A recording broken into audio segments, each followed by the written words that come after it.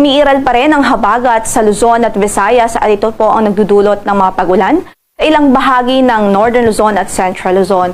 Maging yung mga isolated rain showers sa natitirang bahagi pa ng Luzon at sa Visayas. Sa Mindanao naman ay mga localized thunderstorms ang pwedeng magdulot ng mga pag-ulan o yung mga pagkidlat pagkulog. So possible po yung mga pagkidlat pagkulog sa natitirang bahagi po ng ating bansa.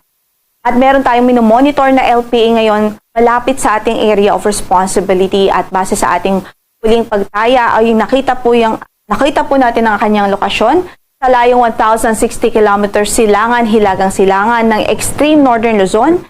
So malayo naman po ito sa ating landmass although nasa boundary nga o malapit sa ating area of responsibility. At based po sa ating pinakahuling pag-aanalisa ay mataas ang tsansang mabuo ito bilang isang bagyo within the next 24 hours.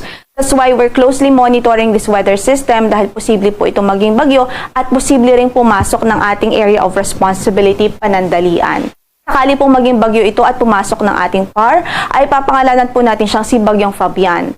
At base sa ating nakikitang outlook dito sa weather system, ay posibleng panandalian na itong pumasok sa ating PAR at umexit din o lumabas ng ating area of responsibility patungong hilagang silangan, papalayo po ng ating area of responsibility.